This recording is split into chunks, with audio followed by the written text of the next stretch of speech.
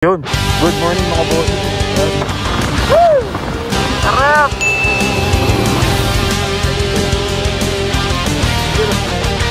Grabe.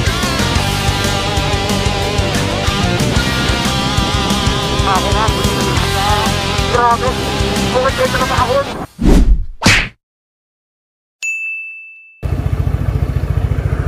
Yun, good morning mga bossing. Ayan, time check 8:36 ng umaga. Tinanghali tayo ng gising pero okay lang yan dahil weekdays naman ngayon at itetesting natin itong bagong ADX version 2 160cc na adventure scooter from Bristol. Again, yung una nilang version na nilabas is 2 valves lang. So ngayon gamit natin 4 valves na to. Tapos bago na yung kanyang TFT layout. Tapos 10 liters na yung fuel capacity niya. Malaki pa rin yun para sa adventure scooter na 160cc. Diba? Compare doon sa ATR ko na 8 liters. Ito 10 liters na. Tapos check natin yung performance niya doon sa bundok. At konting paahon syempre. Rider profile muna tayo. 123 kilograms po ako. Bulk ang build ko. And then 5'7 ang height ko. Okay? Tara mga bossing. Simulan na natin to dahil 8:37 na.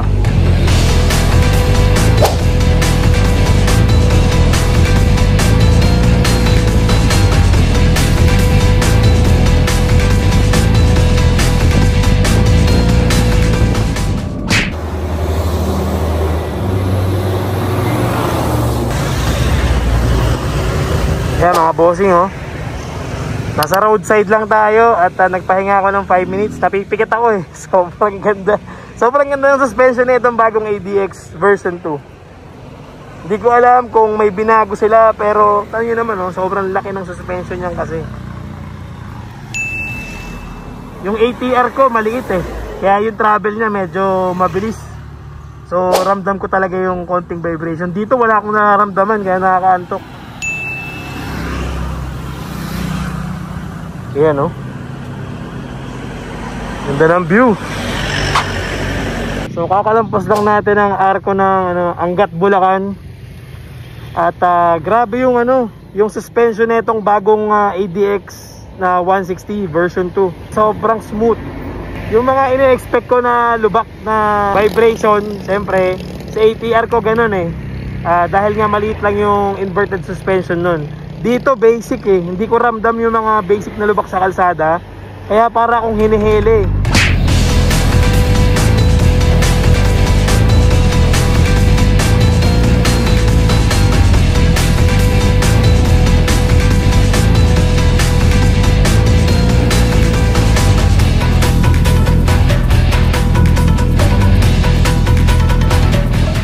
Yun mga chong, at dito na tayo sa paahon na part sa bandang Doña Remedios Trinidad. Paahon at may konting cornering.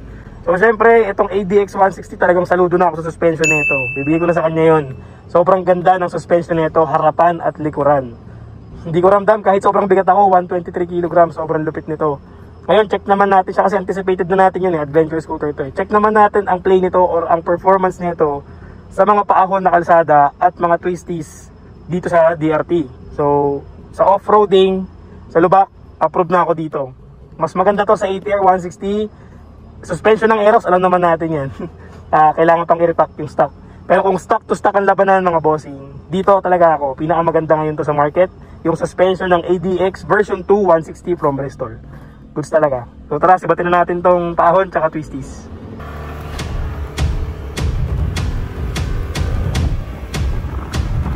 So again, weekdays po ngayon at wala akong kasama dito. Kaya nakakapag-video tayo ng POV na maayos. Sobrang ganda talaga ng suspension nito mga idol. Promise. Hindi ko ramdam yung lubak. Kumbaga hindi mabibrate, hindi maalog, hindi masakit sa kamay, hindi nakakangalay. Yan yung pahon na makulog. Nasa 56 na tayo. Hindi pa hirap ang makina, gusto pa. Makin ulit, bueno.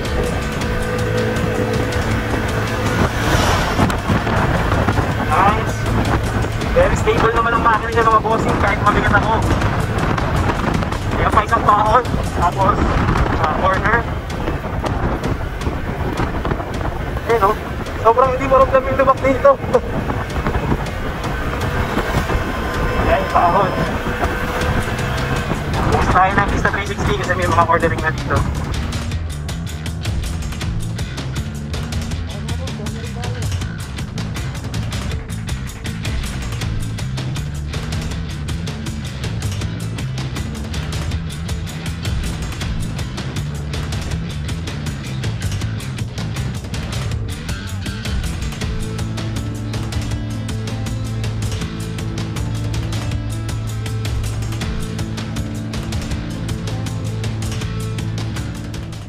Yan mga chong.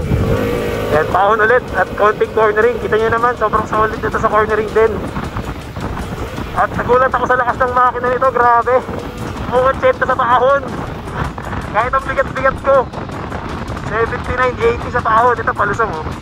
Naka front brake tayo, pero ang ganda ng tono niya. Diba? Hindi nagpabudge. Parehas ng Maxi 160, maganda rin yung preno. Yan oh, pababa ito mga boss. Corners pa. Sobrang lakas ng makina nito, grabe. 80 sa paahon. Tapos ang bigat ng rider, 123 kg.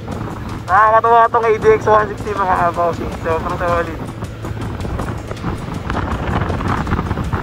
Ayan oh. Ganda yung tono ng front brake nito.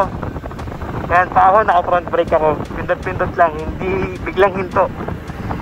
Naka dual ABS din kasi ito mga bossing. Dual channel ABS. Yan, corners ulit. Ayan o, manageable. Sobrang sarap talaga sakyan. Woo! Sarap!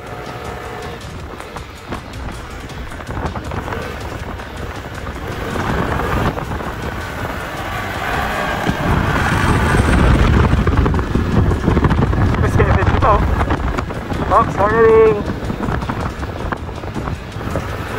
Ang kamay. Woohoo! Nice. Wala naman tayong kasama dito. Tayo na mag-isa.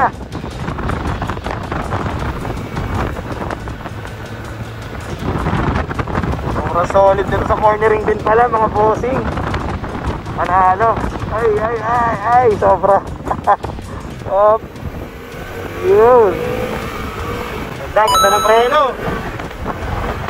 Taas ng makina, ganda ng preno, ganda ng suspension. Ito na yun. Solid yung version 2 ng ADX.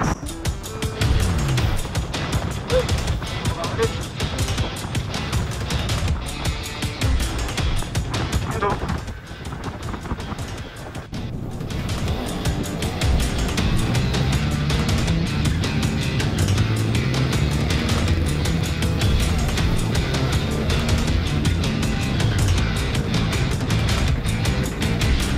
Ito na mga boss, yung paon na part dito sa destination natin.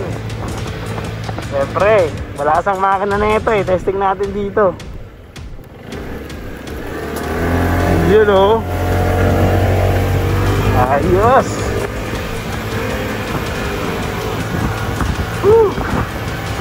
Nakakapagod pa.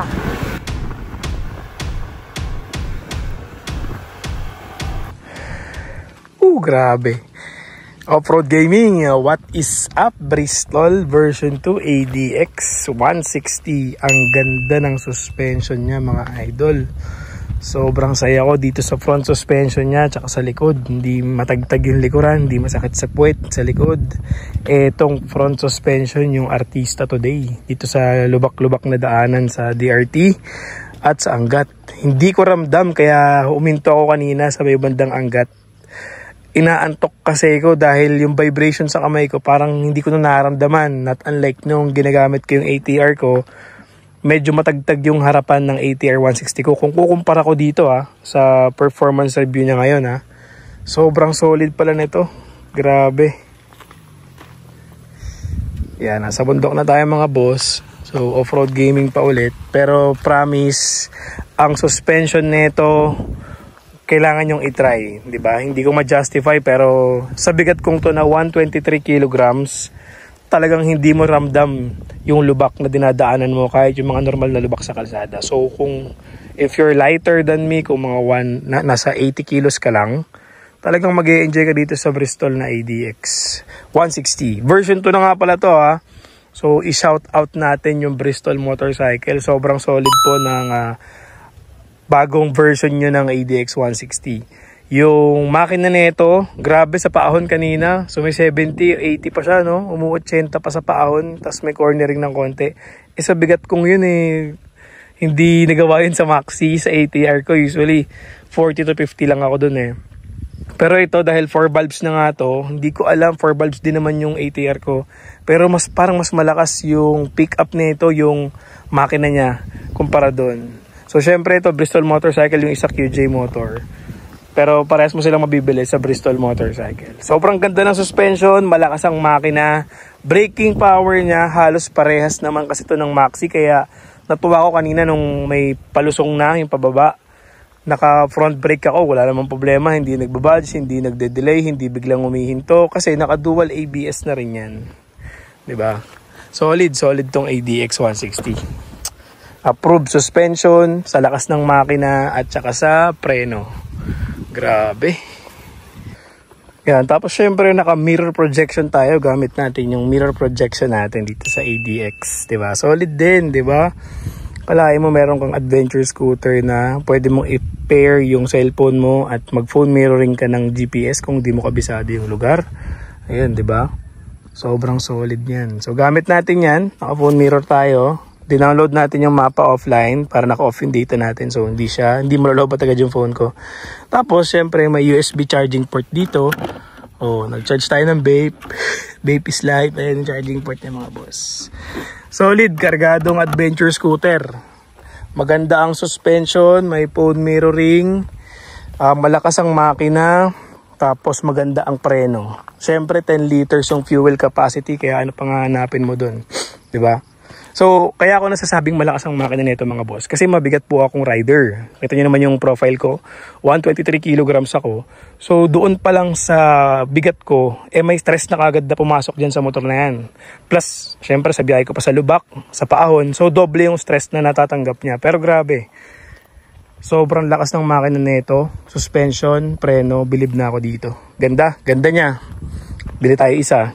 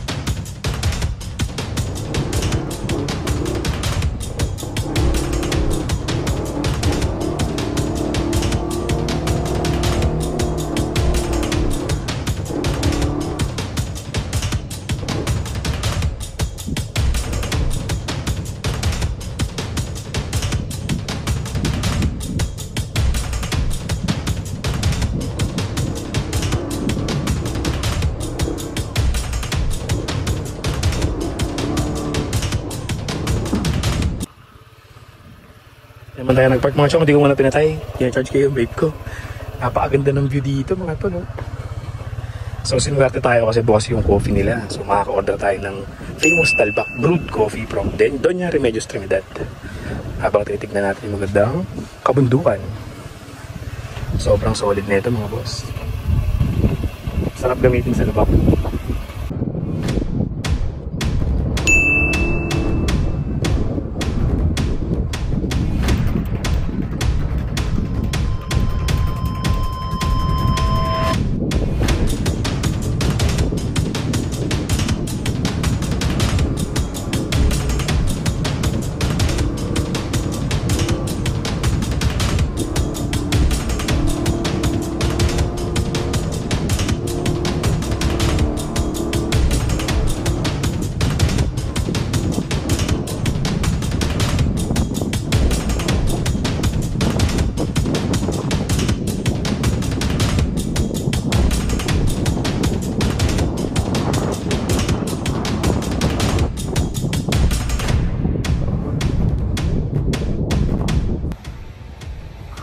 Goods na goods.